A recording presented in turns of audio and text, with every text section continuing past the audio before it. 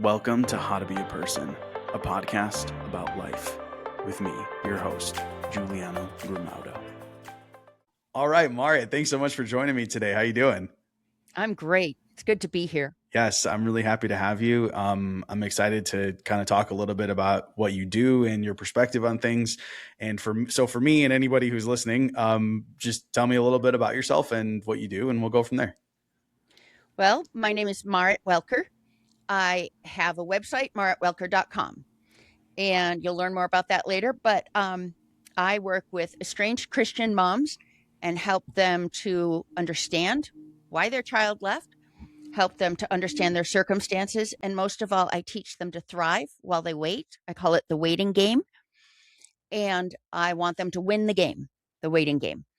And I teach them how to be happy despite the estrangement in preparing so that when their child does return, because 79% of estranged children do return to their mother. Mm. And I help them to be ready to know what to say and do when their child does return. And, we can't control the outcome. We can't control the child, but I do prepare them so that they can be happy with or without that child in their life and be prepared when they do come back so they can have that greater joy of having their child in their life. Mm. So that's kind of become my life work. There's this huge movement that is pushing people cancel, I can't think of the word. No contact. People going no contact. And it needs to go. It's really damaging. It removes the trigger. If the parent is causing you pain, they are the trigger. It does not remove the problem. Mm. And it only creates new problems for both of you. Yeah. So I want just for clarification, when you say return, when you say that your child returns, this is strictly just speaking like to returns to having a relationship and having open communication with you, correct? Yes. Mm-hmm. Okay. I was really interested in having this conversation because I've been noticing this pattern lately. And there was a post recently that I saw in Threads where someone called out how like, oh, this is a really sad trend. And something that's important to me is being able to see things from all sides of an issue. And Absolutely. I can look at people who choose to go no contact with a family member, and I can understand why they might make that decision. Right. Mm-hmm. But then I also look from the other side and I think, okay, like I can understand why it would make sense not to do that. Right. And so I'm kind of interested to hear both sides of it. And obviously, since this is what you do, you're probably familiar also with both sides of the argument as well. Much more than that. Unlike pretty much everyone else working in this space, at least with the Christian people, I have been on both sides. I was the child. I was the parent. And so knowing both sides of that divide really gives me an advantage, because the first step for treating every parent, the very first one is this: teaching them not what they did wrong, but what their child is going through. Because you cannot heal a relationship if you don't understand what the other person is going through. And so with cancel culture, I thought of the word. Oh, I see. And this movement of going no contact and putting yourself first, and it being treated like self-care to remove your parents from your life. Lose your parents, find your life. Phrases like that aren't going to fix your life. You have to learn to differentiate yourself from your family in order to heal. It's not a matter of just cutting them out. You're bringing the problems with you into your next relationship, and they will continue to follow you and distort your perspective of the world. So it doesn't solve a problem. It puts a Band-Aid on it and creates new problems. Yeah. Here's what I teach the parents, though. Okay. This is what they need to know. Your child is in so much pain, whether this is a valid reason or one that they have confused and they have a distorted perspective and it's made up or half made up. Your child hurts so much that they cut you out of their life. It doesn't matter what the cause is. That is real pain. And that is something that a parent needs to care for their child. I am so sorry you're hurting that much. Okay. And really care and really mean it. But they don't say that. That's the first thing. You don't say that. Yeah, I'll go into that later, but Yeah. the Well, the issue is to understand that your child is hurting that much because of who they think you are and what you mm, have done to them. do you? And with that belief, whether it's true or not, they need to have that compassion and Mm, understanding for their child. yeah, that makes sense. Do you think that there is any situation where going no contact is warranted? 100%. 100%. I think Okay. probably at least a third of the situations, absolutely 100% warranted. Okay. If you have been, if because there is real abuse now, Yeah. abuse and real abuse, the way it was defined over the last century, not the way it's defined by today's society in Okay. the last 20 years. Real abuse is at an all-time low. It's down about 60% from where it was 20 years ago. Okay. That's massive, massive reduction. Um, Neglect has also gone down. But with that, trauma has gone way down as well. With that, society has changed the meaning of abuse, of Mm, trauma, of narcissism, and of neglect. And they have changed these meanings. Here's an example, and this is so important to understand. Imagine that a person goes to the hospital and their injury is described as trauma. So they are put in the trauma center at a hospital. They might have a gunshot wound to the chest. That would be a situation for a trauma center. hmm.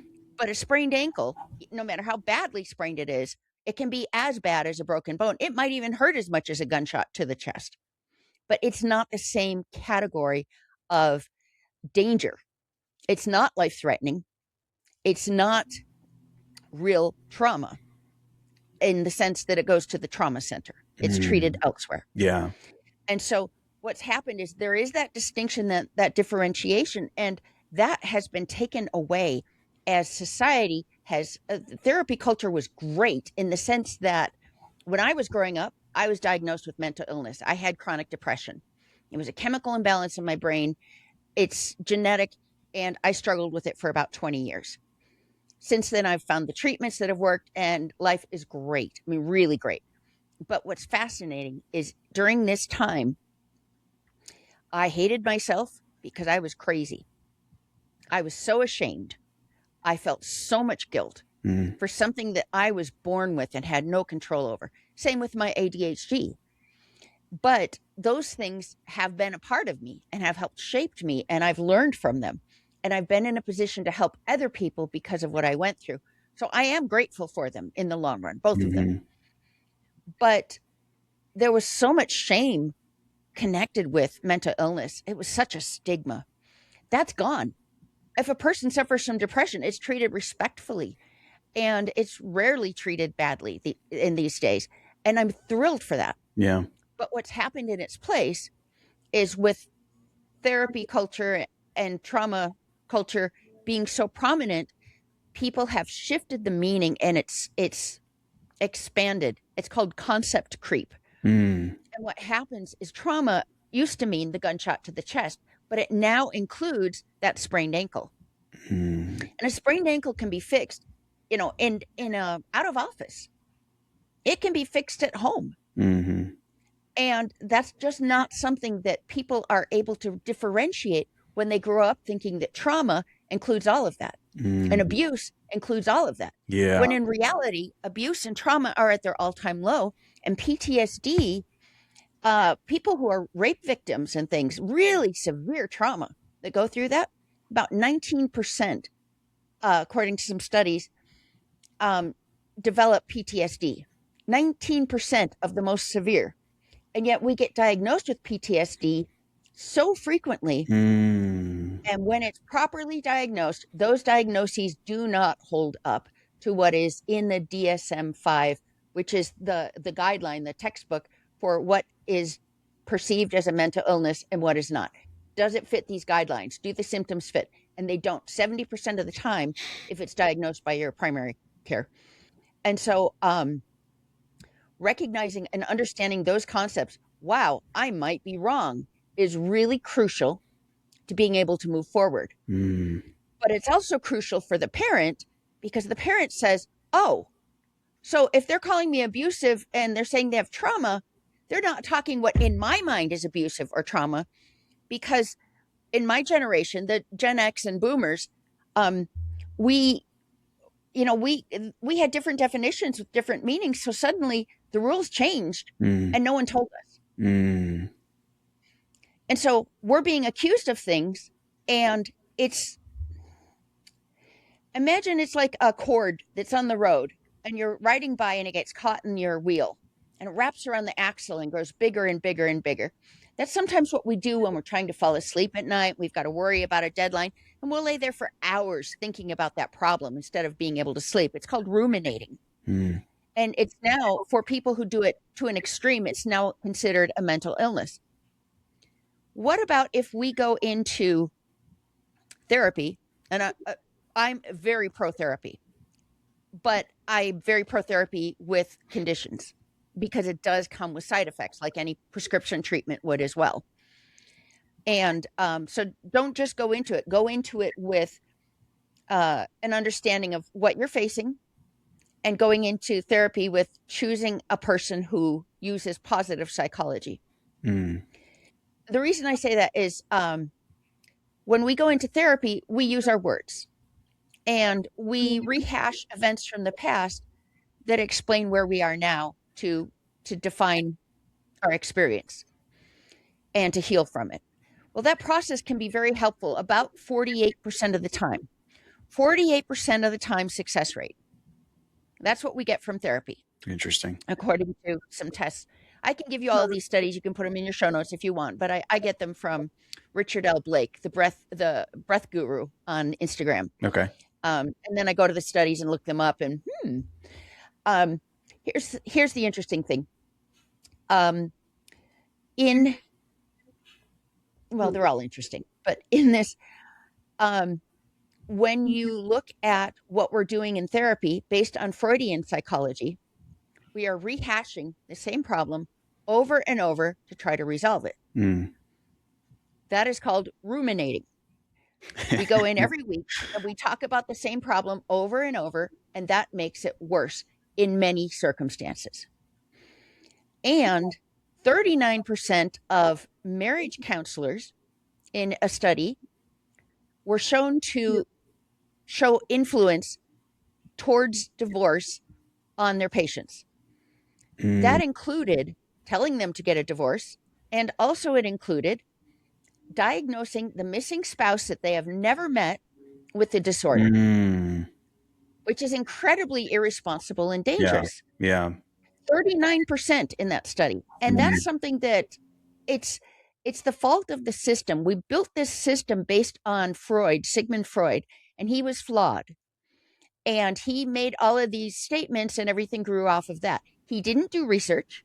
He didn't do studies. He came up with these ideas, and that's what we built on. Well, his contemporaries, there was William Adler, and Adlerian psychology, in my mind, is the most powerful. It's also called positive psychology, is when you're living in the present, informed by the past.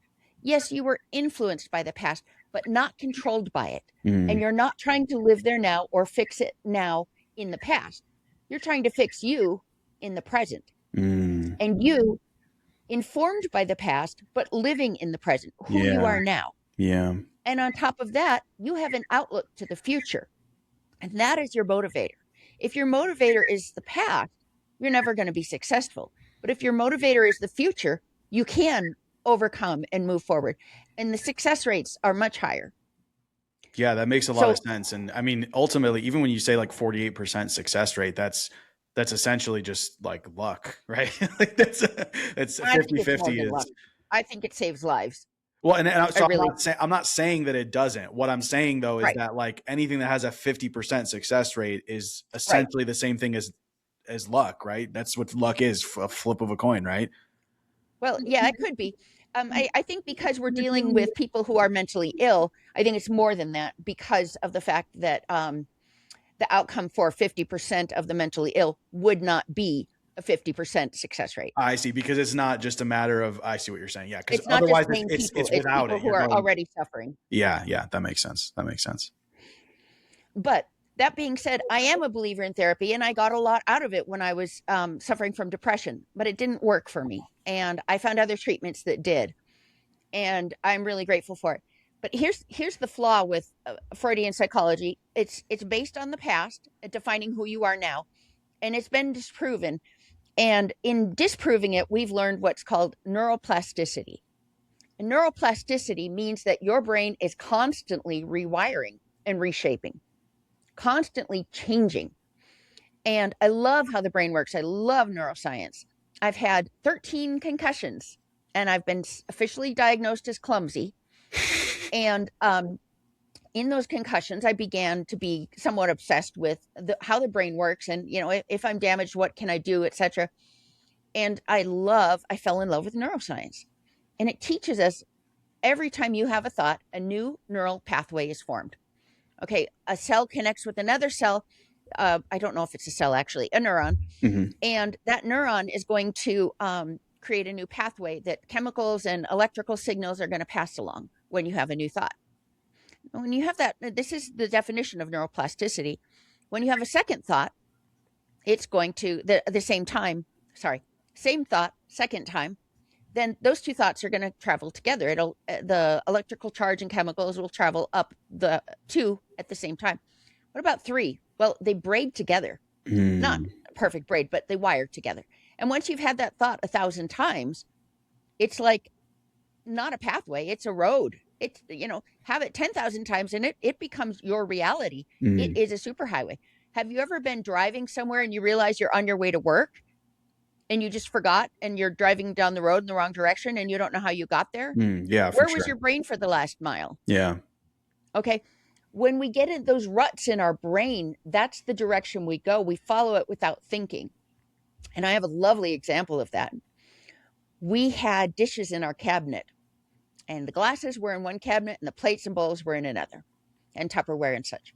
Well, what happened was I consolidated all the dishware into one cabinet. And for 4 or 5 months, we would go to the wrong cabinet to get a plate. And for 4 or 5 months, we would open it up and be like, oh, right. Now, we knew they were in the new cabinet. 4 months in, we knew they were in the other cabinet, but we still went to the other one because of that neural pathway that felt right. It felt like truth. It wasn't truth. It was comfortable. It was safe. And our brain's job is to protect us. Number one job. And the second part, which is a part of that, is to conserve energy. Because otherwise, if we went to that cabinet and opened it, pulled something out and said, what's this? And someone says, it's a plate. What's a plate? And they tell you, what does it do? You just don't have time to think through that every single time. So your brain wires the thoughts together so that you know what it is. Now, a thought is not a fact. So I can convince you of something. Well, you can convince yourself of something that is not true, and your body responds to it, even though your brain knows it's a lie because you're thinking about it so much. And I do that as an example with a lemon. Picture a lemon in your hand, hold it in your palm, close your eyes, unless you're driving, and smell that lemon with your nose. Okay, it's hard to. When your eyes are closed, you're scratching this imaginary lemon, and you can feel like the oil comes out a little more, and you can smell it more. And then you take a knife, and you're going to cut a slice off the end, and you're going to squeeze a little bit of that juice on your tongue. And the tartness is so strong, and you can just feel it. Now, if you're imagining this well enough, then that lemon feels real to you, and you can taste that lemon. And right now, we're going to stop this imagination, and guess what? Your mouth is watering. If you did the exercise right, your mouth is watering. Why? The lemon was a lie. Yeah. You knew this. Yeah. But you believed it. Your body responded to it. You believed it. Yeah. And that's what happens with our thoughts. So if somebody comes to you and says, I have this terrible trauma, my parents did these horrible things to me, there was this awful abuse, they believe that. They're using the extreme language for something that may be extreme, because there are cases where it is absolutely legitimate and absolutely the best thing you can do is to cut your parent out of your life. But those cases are few. I'm going to guess 10%, maybe 15%. Okay. Parents are maybe less. Parents are abusive sometimes, but it's about 5% of the population. Now, this is not something I can quantify with tests. I can tell you that my son is a social worker, and he told me that 90 to 95% of mothers do an adequate job. They're looking for the 5% that are damaging their children severely. Those are the ones they remove from the home. They're not out to be witch hunters. They're out to find those that are in need of help. So if 95% of mothers, or 90 even, are doing an adequate job, where does that put your mother? Right? So if you have an adequate mother and you can live a healthy life based on the upbringing you have, if you choose, that puts the ball back in your court. And that is something that's very, very difficult for many in Gen Z and millennials to handle. And here's why. I'm a Gen X woman. I was told how to raise my kids a certain way. More like gentle parenting, not quite that much, but we had participation medals, and I was part of the PTA and in charge of art because that's what I studied in college. And I was not allowed to bring credit to the children who had the best drawings and things and display them in the hallways, because that would single them out and make them separate from the others. We were not allowed to encourage excellence even when they went to the national competition, because that would single them out and put them in a separate category. Wow. And that came from the principal, and I was thrilled to see her go the next year. But that was the kind of parenting But that was the kind of parenting that we were told to do. Our children were special. And because everyone was special, no one was special. And unfortunately, what we did was we didn't want our children to go through the difficulties that we went through. Now, our parents went through greater difficulty. Okay, and I'm talking boomer parents, the parents of boomers and the parents of Gen X. These guys went through incredible difficulties. They went through World War II as little children, some of them. And of course, most of them came right after, but their parents did. And their parents went through the Great Depression. And so they were not given a lot of luxury and a lot of lenience. They had a tougher upbringing. And with that, that's their mindset of what is normal. You got spanked if you did bad things. You got punished if you did something wrong. And it was to discipline you and to teach you. It was taken to extremes in cases, and it was treated badly in cases. But overall, it was something that was normal to get spanked, to get a whipping, to get your hand wrapped by a ruler at school if you misbehaved. Those were normal things to be disciplined at school. Imagine the lawsuits now. Yeah, that's insane. And so we are from different planets when it comes to what is normal and what is right. Yeah. And so when a child comes and that child is saying, I've been through this trauma and you caused all this pain in me, I'm going to tell you a secret. I could do anything I want and it may not cause you pain. It may not cause you difficulty, because that is a choice. Your responses are your choice, always and forever. If I say you made me mad, that's a lie. Your body, basically, my understanding is that it experiences anger for about 90 seconds. Then it dissipates from your body. Anything after that is something that you have held on to. Now, again, that's my understanding. I don't have the study source for that one. But I respect the source, though. But what happens is, if that's the case, and I've trained myself to process anger. And let me tell you, it's a very hard thing to learn. But I don't let things get me mad. I mean, I don't even let it start to get me mad. If someone's having a bad day and they cut me off in traffic, guess what? I don't know if they are not paying attention because their wife just filed for divorce, or their child died, or they just got laid off, or they have to lay someone off. I don't know their story. So who am I to judge them? And so with that environment, if I can go into driving, which, no, I've never had problems with anger in driving in the past. No, if I can go into driving with that mindset, if I can go into people cutting in line at banks and stuff with that mindset, does it matter? In the long run, does it really matter? I'm going to be 5 minutes later.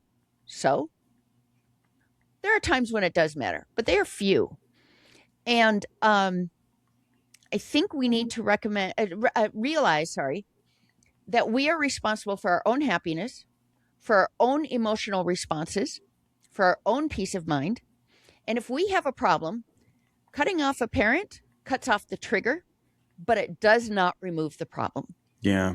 Hey, it's Giuliano. I'm just popping in here to say how much I appreciate you being here listening and that I hope you're enjoying the show. The more support that the show gets, the more episodes can be produced. If you can only support by sharing it with others or leaving a review, I appreciate that so much.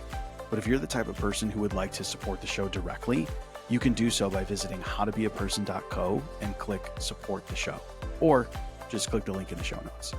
Every bit of support means the world to me, and no matter how you choose to support the show, I appreciate you being here listening.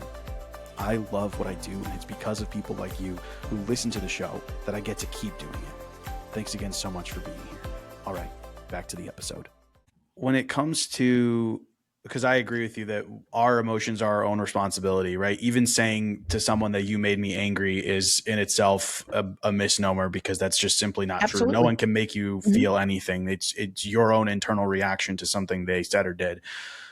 I think so. One of the things I always do when I have guests on is I'm trying to look at it from all these different perspectives, and I think a clarifying question here is that when you say that they're responsible, is this now in their adulthood? Does this apply specifically to people who are in adulthood? Because otherwise, right, we're talking about children and their reaction to their parents. Okay. I am not talking about 7-year-olds here. Okay, gotcha. I'm not talking about 10-year-olds here. Yeah. But sometime between the age of 12 and 18, that child is becoming responsible. Yeah. Now, puberty is tough. Yeah. The problem with puberty is that intellectually, you're about adult level. But that's only intellectually. Emotionally, you're about a toddler. Tantrums, all of these emotions flowing through you that you're not used to. Yeah. You literally are on the same level as, don't breathe my air. Don't touch me, And I do it myself. Like the little toddler who doesn't want help getting their sweater on and then comes to you when they're ready to get help to get their sweater on. It's something that emotionally, as you're going through that, it's excruciating. But as you're coming out of that, there comes a point as you start to become an adult, and the parent's role is this. A parent's role is to teach you the truth and then let you choose for yourself. Excuse me. And then you ease into that as you go as an adult. You ease into giving them, lengthening the leash, letting them go as they're a teen. As an adult, they are responsible for themselves. Now, I think between 18 and 23, 24, 25 years old, some children need more influence than others. You are an advisor and you're more involved in their life. You're supporting them more. But by age 25, 26, they should be on their own. And that doesn't mean alone. We should be involved in their lives in a healthy way. But some parents master that and some don't. And here's part of why. Now, I'm a devout Christian. So everything I teach and everything I do, I only work with Christian women. And everything I teach and do, I do from a Christian perspective. And so the way I'm looking at it is this. When I am single, I'm a woman and I am a daughter of God. And when I get married, I'm a wife and I'm a daughter of God. And when I have a child, my daughter just had a child a few days ago. It has been such a joy. He's just a most beautiful chunk. He's a 9-pound baby boy, and he's got lots of rolls, and we just love every inch of him. And he's so beautiful. Anyway, the happiness is incredible, but it's also all-consuming. You cannot have a child and ever be caught up, ever. It just doesn't happen. You are caring for the child. You're trying to get sleep and recover from, your delivery and all the hormonal changes that come right after pregnancy. Very quickly, all the chemical changes go back. But you are also trying to care for that child's needs. And they're so immense at birth. And you love them more than you ever knew you could love. Do you have any children, Giuliano? Yeah, we have a 10-month-old. Okay, so you fully understand what I'm talking about. Yeah. Okay, so you're in that baby stage, and they're by 10 months, their personality is coming out, and you just fall in love with them again as you see them. They flirt. They know that they have their own self, and it's so much fun. But during that time, your identity has gone from daughter of God, wife, and is a mother, to I'm a mother who is a daughter of God, who is a wife, and the spouse ends up second or third on the totem pole, and the baby takes over everything. And pretty soon, over the years, that mom's whole entire identity is wrapped around every sacrifice she makes, Yeah. every hour she puts into taking care of that child. And the kids don't know this, but whether you're awake or asleep, you are focused on the care of that child. And if that child is not under your roof, you feel that. And as a mother, I would lay there and I would feel it, and their absence would eat at me. I couldn't sleep well at night unless they were under my roof. And when they all come visit and are all under my roof, I sleep peacefully in a way I don't any other way. There's incredible joy. But that's not the way of things. And that's the important thing is as a young mother, you learn to be all-consuming mother. And as they become a child, you learn to parent a child. And as they become a teenager, you try to learn to parent a teenager. But then what happens is when they become an adult, how do you parent an adult? And nobody is taught how to do that. And so what happens is you end up offending your children. You're still trying to meddle in their lives. You're still heavily involved. And my son went to college, and we were there at his house, and we set him up, and everything was great. And then what happened was the next day we left and went home, and classes started. And so I called my son, and I wanted to hear about, how his first class went. Did he like his professor? What did his roommates think of the way he decorated the apartment? What did he have for breakfast? And I asked how his day was, and he said, it was fine. Because I was still mothering a teen. And in my heart, he's still a baby as well as an adult, which doesn't make any sense unless you've been there. But he's both. And so I wanted to know everything, and that wasn't what he wanted to give me. It was hard, but it was right because according to my belief, in the Bible, it tells us that when a man leaves his parents, when he becomes an adult, he's to leave his parents and to cleave to his new spouse. And to be one flesh, right? They are to be together. And he leaves his parents. He doesn't take the spouse to the parents. He leaves them, right? He starts his own family. Whether they're in the same house or not, that's how it's supposed to work. Yeah. And if his heart isn't doing that, if he's still a mama's boy, that's going to bring a lot of problems to a marriage. So if that's the natural order of things, which I believe that it is, then what we need to do is we need to learn to leave. And as parents, we need to learn to let go. But that doesn't mean to cut them off. And if a parent isn't managing the letting go well, that doesn't mean to cut them off. You can say boundaries. Now, a boundary is not intended to control other people. That's called control. That's selfishness. That's narcissism. That is not real narcissism, but how people are using it today. After concept creep. It is something that is used almost as a weapon by many people. This is my boundary. You can't do this. Well, that's not how boundaries work. A boundary would be, I don't put up with this. Okay? And there's a big difference. One is trying to control another person, and one is controlling ourselves. I don't put up with this because my identity is I am a daughter of God. I don't deserve to be talked to this way. I will remove myself from the circumstance, or I will remove you from my house. Those are the rules. That's how it works. But it's not about the other person. A boundary is not a weapon or a control use. But if you set up those boundaries for yourself, then you can say, okay, this is allowed and this is not. This is acceptable and this is not. And you can tell your parents, Mom, I'm following the Bible. I am leaving and cleaving.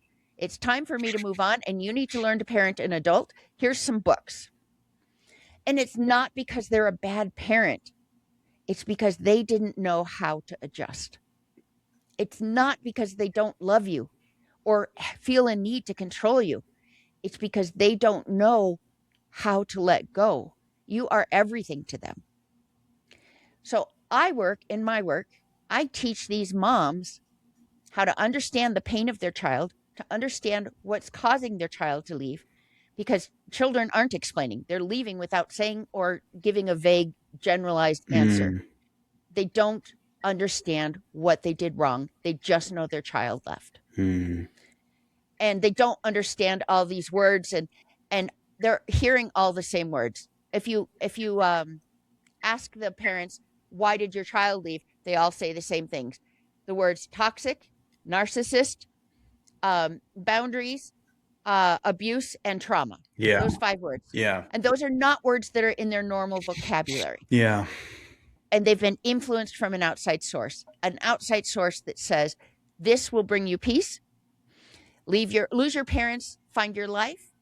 People who join communities to support them and call this self-care and encourage them and applaud them for the courage to be so brave to leave your parents, not knowing that this doesn't do anything good for them, except in cases of the extreme abuse that I spoke of. Yeah, well, I think like what you mentioned before about concept creep is so important, because I feel like this is not the only situation where that is happening. There's so many other Absolutely. words. Even just the word violence now is like, well, there's all of these different things that could qualify as violence. Like words can be violence. Also, silence is violence. You're like, what?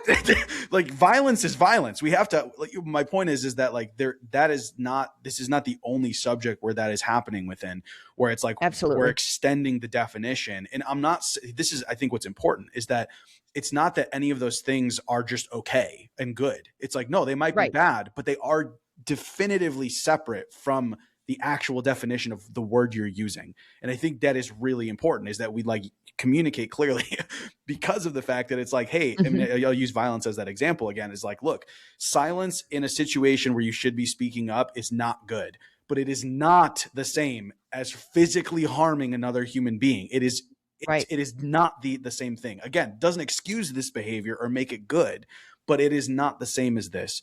And if we are going to approach these conversations and actually get what we hope to get out of them, then we have to be able to communicate them clearly. And like, okay, when you talk about the whole like abuse thing, right? And like people say, oh, abuse, trauma, toxic, narcissism, all of those things.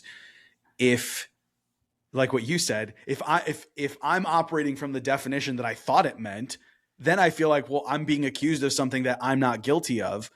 See, this is what's really interesting about this whole, like the whole idea of like using the proper words, is that when you don't use the proper words, it actually creates more issues. Because if you were able to clearly communicate, like in this scenario, to your parent, hey, I've been feeling this way because of this specific action, you would get a completely different response than, you've been abusing me. And they're like, what? No, I haven't. Right. And they're like, yes, I have. So they feel invalidated because the parent won't admit to it. And the parent won't admit to it because they didn't do that. Exactly. Yeah. We don't know the new definitions. And so we're told, you were this terrible, abusive parent. I have so much trauma because of this. You've been really narcissistic. I'm setting up boundaries. You can't do this. You can't be this way. And then those boundaries keep moving, and they're control and they're weaponized. And pretty soon you're as a parent, you're shut out and they've walked away. And here's the interesting thing. If they just said, we have a problem, let's talk about it, you can work through that. You can fix it. It might take a while. It might be really painful, but it's so much easier to just walk away. Because then you don't have the pain of having to deal with a difficult person, and you don't have to wait for them to grow and change, and you don't have to change yourself. So let's just run away and hide from this. Well, that's what's happening. Instead of the growth of working through a relationship. I'm not talking about every relationship. I do believe that there are times when this is valid, but it's a really low amount. I think a ton of people are running away instead of facing up to it. They're missing the growth opportunity and losing out and just inflicting pain on others. Well, it's kind of funny you say that, because that's ironically, it's like you are hurting because you were hurt, but now you are also hurting in return. So in which case, like in either case, you're like, is this better than what your parent did to you? Not really. Exactly. You're hurting them as well. You can't see my children anymore. No, they're not your grandchildren anymore. They're my children. You will never see them again. Now, it's not about, I can't be around you. It's, you can't see my children. Is that being vindictive, vengeance, or controlling, Or is that about protecting your children? Mm. If that's the most important thing to your parent and you can hurt them through that, then that's a choice you're making. But Yeah. if it's because your parent, you can't see my children anymore because you're a danger to them. How am I a danger? Well, you say things like they're beautiful all the time, and that's not good for their ego and their upbringing. Okay, I'm not, I've heard all kinds of Yeah. things, all Yeah. kinds of messages. Yeah. Everything's out there. But that being said, what happens is this is in some cases being turned into a weapon to hurt your parents back. Mm. And that's not every case. I'm not saying that. Yeah. But I also want to say as another thing that's important. 1 in 4 fathers is estranged from a child in the United States. How many fathers do you know? I mean, a lot. Yeah. So people who are estranged from their child. Do they talk about it? Hmm. Nope. It's called the silent epidemic for a reason. The parents are so filled with shame and guilt and pain that they go through life, they go through the motions, and it's like losing an arm, except it's more than that because it's losing an arm. Oh, and it's the wound is all necrotic or whatever you would say. It's all infected and really getting bad because it's continuing to cause pain in addition to the loss because of the reason and the not knowing why. And it eats away at the parents.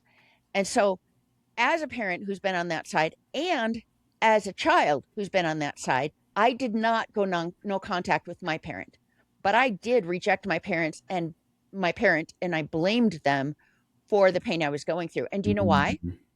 Why? Expectation. Mm. See, they grew up in, the baby boomers grew up in a different world. Their definition of punishment and discipline and helping a child and stuff was different than my own. Okay, I grew up in a very different world as a Gen X. And I'm almost 60, but I'm Gen X.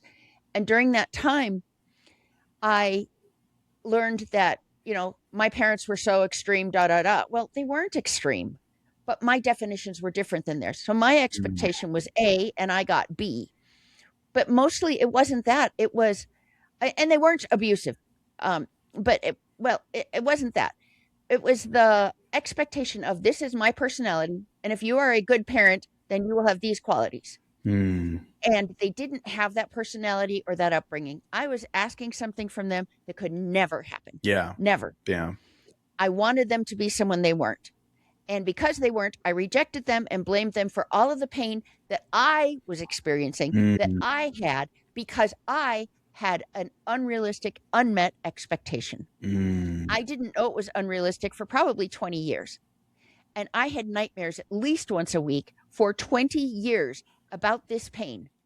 I lived with that parent for 18 years. I had nightmares for 20 years. Yeah. And then there was a car accident. And no one was injured, but I could imagine what it would be to lose that parent. And I had a glimpse of the pain that would cause me, just a momentary glimpse.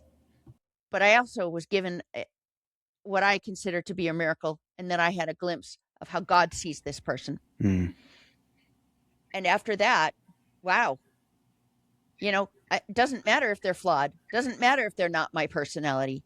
How can I not respect and love this person? And I was cured. That didn't mean I trusted them yet. I nurtured that resentment for many years before I was able to get rid of that. And that took a lot more. But I was able to move forward with respect and with a congenial relationship and love in our relationship. And eventually the trust came. I have such respect and love for that parent now, but I've gotten to know them as the parent they are, not the parent I wanted them to be. And I think in our world, one of the biggest problems we have is our expectation. Think about third world problems, first world problems. We always say that. But we take first world problems and make them a serious thing, and they're not. And I learned that through that experience. And then later, my child cut me off. And oh, did that hurt? And there were grandchildren involved. And I was so angry for the first 2 days because I knew it was all them. I mean, their expectation was so unrealistic. I don't know where they were coming at me with these accusations that just came out of left field. Nobody else could see it. It was so ridiculous, or so I thought. And nobody else could see it. And everybody else asked permission to interact with that person. And it felt vicious. But you know what? After 2 days of anger, I went upstairs, and by the guest room where they would stay, a little Hot Wheel toy had been left behind the door jamb. And I had so many clear, vivid memories of sitting down playing with one particular grandchild with that toy. It was his favorite, one of his favorites. And all of those memories and emotions hit me like a ton of bricks, and it was gone. And I collapsed in uncontrollable weeping, sobbing. I had never done that. I'm not a crier. I hardly ever cry. And my pain was so profound.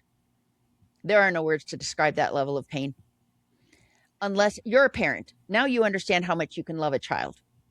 Now, having someone take that child from you, excruciating. Having that child take themselves from you, even more so. It's the ultimate rejection. Yeah. It's like divorce and death in the family simultaneously. And no, they're not dead, but neither is there a funeral and closure and cards and casseroles. You are left to process this in an open sore that's not going to close until you reunite. And so it's really a difficult circumstance for the parent. But there's hope. There is so much hope. Yeah. If you don't have life insurance or you've been meaning to update your coverage, this is your reminder. I have my own policy because I want my wife and son to be taken care of no matter what. And if you're responsible for anyone, it's one of the smartest things you can do. Go to life.howtobeaperson.co or tap the link in the show notes to get covered. All you have to do is fill out the short form, and a trusted agent will reach out and help you figure out your options. All right, back to the episode. It's really interesting to hear it from both sides of it, because I think most people who are outspoken about this are on either side and have not experienced the other side of it. Myself included, right? Like you know what I'm saying? So like, I'm like, oh, okay. It's kind of interesting to hear it from both sides. And I think something for me, at least as I'm listening to this, and that I'm also feeling from you, but I also want to make sure is vocalized. And you said this a couple times already, but the idea that there are times where it is justified that a child cuts off a parent, or that it can be justified. And that it is not my place or anyone's place to determine whether or not anyone in particular should or should not have cut off their parent. But in talking about the overall trend, you can look and say, hey, some of these are justified and some of these really are not. It's not my place to tell you, oh, you need to reignite your relationship with your parent. And it's not your therapist's place. Yes. It is your place. Exactly. Only your place. Exactly. And so I think your therapist is only going to hear your perspective. Yes. And that could be completely flawed. It's so you true. Don't know. It's so true. And so if they're telling you that it's time to cut off your parents, they are flawed and you need to find a new therapist. It is never their job to tell you to cut off your parents. They can suggest it as an option. Yeah. That would be the appropriate way. Yeah. But to tell you to do it, that is inappropriate. Wildly inappropriate. Yeah. Well, and I think too, there's a lot of things. So it's funny you say that, because unless you're in physical danger at the time. Yes, of course. As a therapist, like in that scenario, you can picture, okay, the therapist is hearing this from their, client or patient. And like, we can picture that as like, oh, this is like a game of telephone, right? They're describing this other person. Exactly. But the therapist isn't able to observe it. But I was thinking too, that it's the same, like I was thinking how you were saying that the people you work with told you, oh, well, my kids, they were just vague and they just said this. And it's like, well, that could be the same case, right? Maybe their child was being more specific and that's how they interpreted it. Right. And so that's why I'm saying is that I think it's so important for people to understand that this isn't a matter of like judgment of people's decision to cut someone off or not. It's more of a matter of like, hey, there is a hurt that is causing this situation in the first place that can be addressed, that it doesn't have to go down this road, and that that is not the only option. And quite frankly, probably not even the best option for a lot of people, In my opinion, 90% of the time, it's not the best idea to cut them off. Yeah. That's my opinion. Yeah. The number, I pulled it out of a hat, but I just feel like you can work through things and you can fix you in any circumstance. Okay. The power is in you to fix you. And that's what I teach. I have a 90-day course. And in that course, I don't teach them to think differently. I don't teach, well, I do, but the goal isn't to get them to think differently, to think, I am a daughter of God. Okay, I am a mother. I am a daughter of God. I am a wife. I am, but what is my primary identity of how I identify myself? Your identity matters so much. And that is, I am a daughter of God. And when you have that identity, do you know what comes with that? Power and joy and glory and connection. And then you add on the other things, and having that identity will make you a better mother and a better wife Mm. and a better human. And your identity needs to be solid and it needs to be good. And when you have that, when you learn to love yourself and remove the barriers inside of you to loving yourself and trusting yourself, you carry your best friend with you everywhere. Let me tell you, it's a great way to live. Boy, that took me a lot of years to learn. And I try to, my goal in this course is not to teach them the concept, it's to help them internalize it. Mm. And that's why it's 90 days and not, 7. Sure. But Sure. the course is a really powerful way to get those. There's 4 transformations we go through, and then there's 5 habits. Because I paid a great deal of money to take a course, actually taken it twice, from a thought leader who's prominent in he's the prominent thought leader on personal development. And I've taken many of his courses, and in them, it was a 4-day intensive course. We're talking 12, 13-hour days for 4 days. It was exhausting. And at the end, I was a different person, but I also couldn't remember anything that I had learned. It was too much, too fast, and I didn't remember it. And so some of it stuck and definitely changed my life, but maybe only a third of it stuck. And then they say we don't rise to the potential within us. We fall to our habits and our systems. Yeah. And so that's why I not only work on these transformations, but I set up first the habits that will sustain these transformations, that will prepare us for these transformations, and that will provide us the opportunity to grow and become our best selves. Because these mothers need to understand their child's pain. Mm. They need to understand better why their child left. And you can find that by rehearsing, what did they complain about? What did they complain about? No, go back. How long have they complained about this? What did they complain about? And you can finally decipher some of this. And again, I believe that it's with the help of God that you can have this intuition to find it. Yeah. But the most important thing isn't even that. It Okay. doesn't matter as much what your child thinks, because they could be completely off, just like a parent could be completely off. What matters is what God thinks. And so in my perspective, you come into this with an attitude of, God sees truth. God sees it all. He's going to see both sides perfectly crystal clear. And he's going to guide me to make the changes I need to make. Not what my child thinks and not what I think. But when you can find that crystal clarity through inspiration, through prayer and reading the Bible, and looking for that in your life through reflection and meditation, these are the habits that we do. And also journal writing and connection, finding people that are reliable you can talk to. And I don't mean someone online who's saying, power to you and cut them off, and that's great, it's self-care. I mean, finding somebody who can be supportive and love you as you are and just be there for you, not telling you what to do, but to be there for you, to listen to you. When you can find that, and that's a core part of my course is the community that they get and their accountability partner. And then as they go through this, they're going to end up with the systems in place that will sustain those transitions, those transformations we go through when we internalize the belief that I am a daughter of God, when we internalize the rules of happiness, that bring us happiness. But it starts with recognizing and making a decision, and that decision has to be, I am willing to change.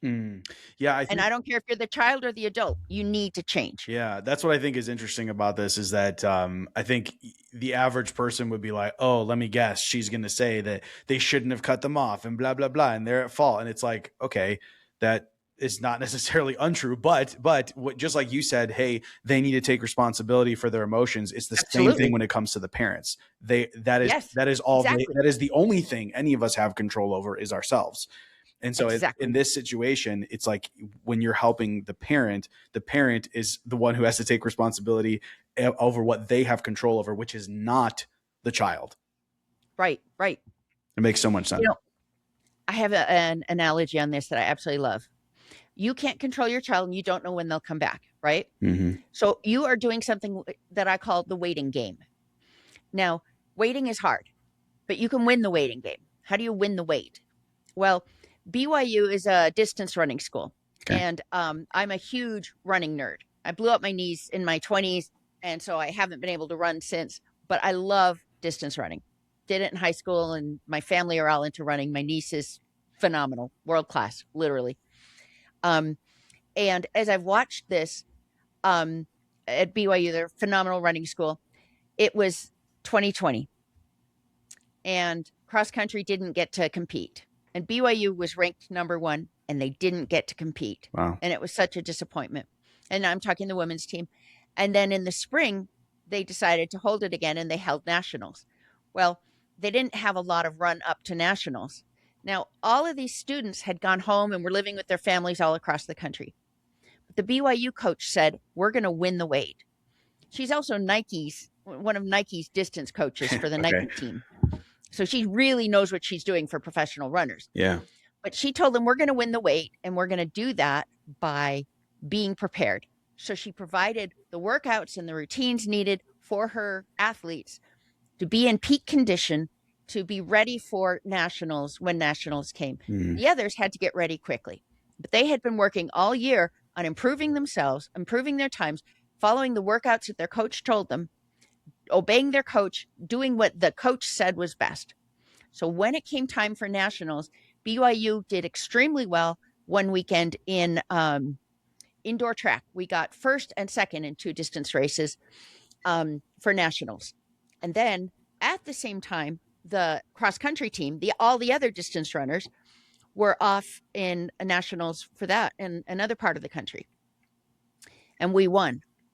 We being, I'm a fan, and my niece runs for BYU.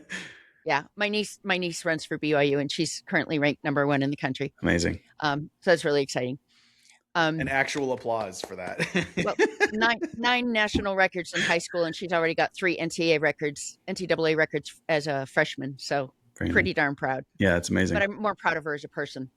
Truly, she's a better person than she is a runner. I strive to be like her.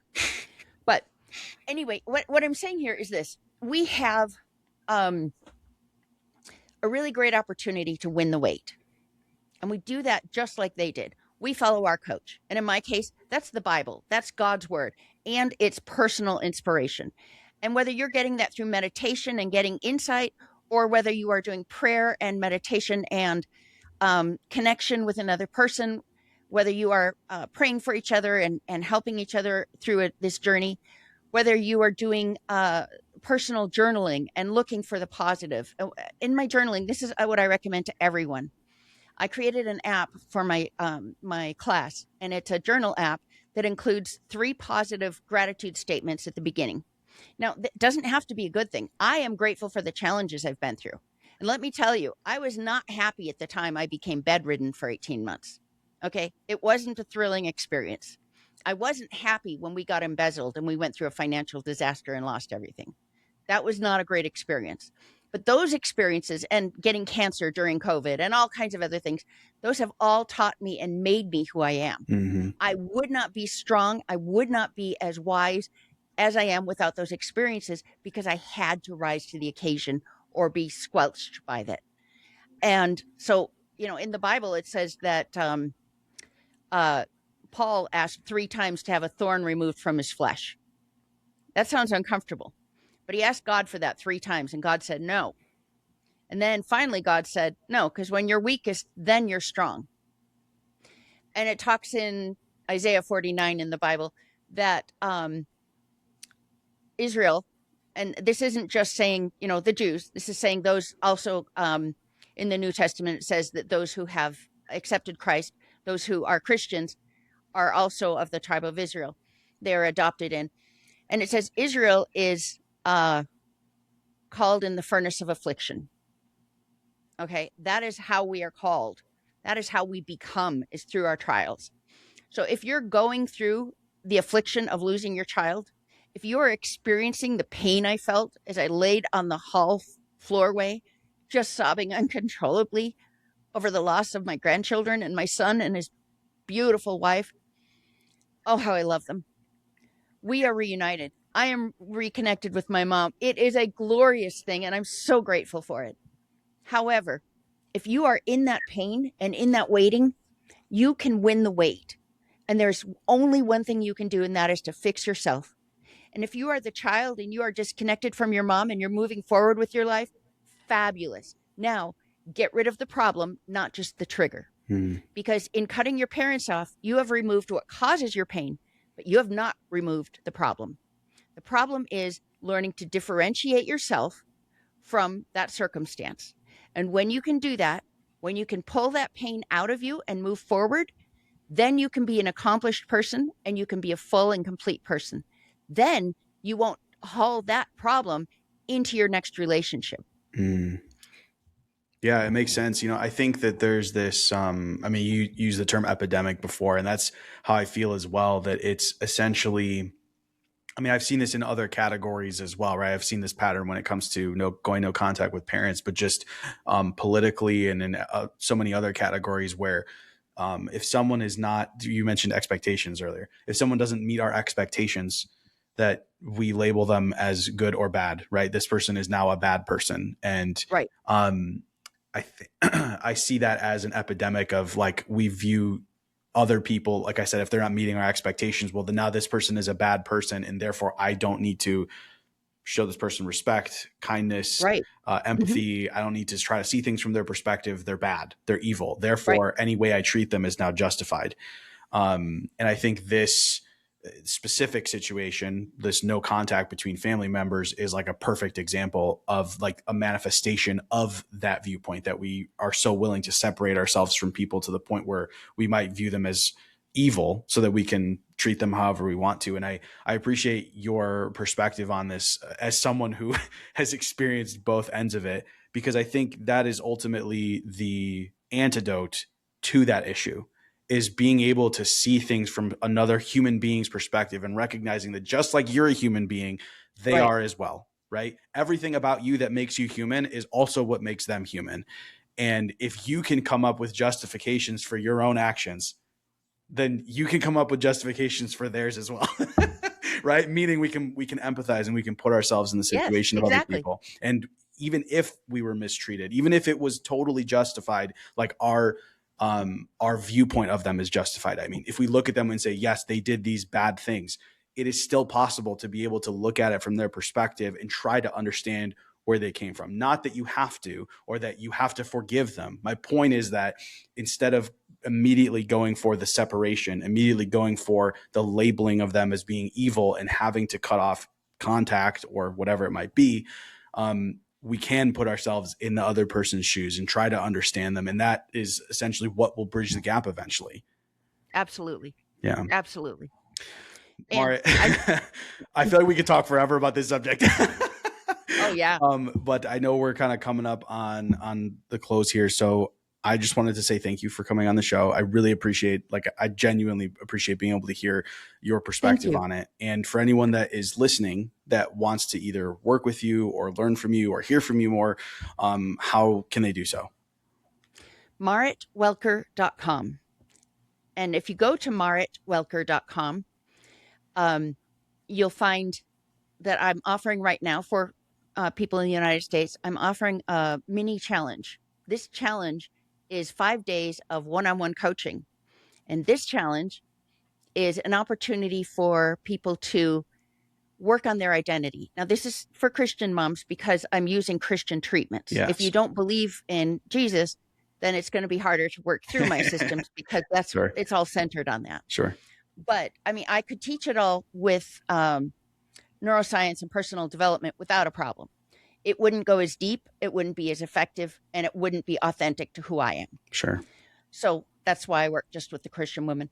But as you go through that mini challenge, you can learn to see yourself in a different light. And it's not about learning the words, I am a daughter of God. It's about internalizing them. Mm. I do have free downloads on there. If you're not Christian, you want to learn something, there's downloads there as well. And then you can find me anywhere on social media, Marit Welker or Marit Welker Speaker and Coach. Amazing. Amazing. Marit, like I said, I really appreciate you coming on the show. Was there something else? I realized, oh yeah, and I have a podcast. Oh, amazing. Yeah. Tell everyone about that. Okay, it's the Still Here podcast for estranged Christian moms. Still Here for estranged Christian moms. Amazing. Amazing. Well, like I said, thank you again. I really appreciate you. And I hope you have a great rest of your day. Thank you. You as well. Thanks. And enjoy your baby. Will do. Thanks for being here. If you enjoyed this episode, please leave a review or share it with someone who'd appreciate it. For everything I have to offer, visit howtobeaperson.co.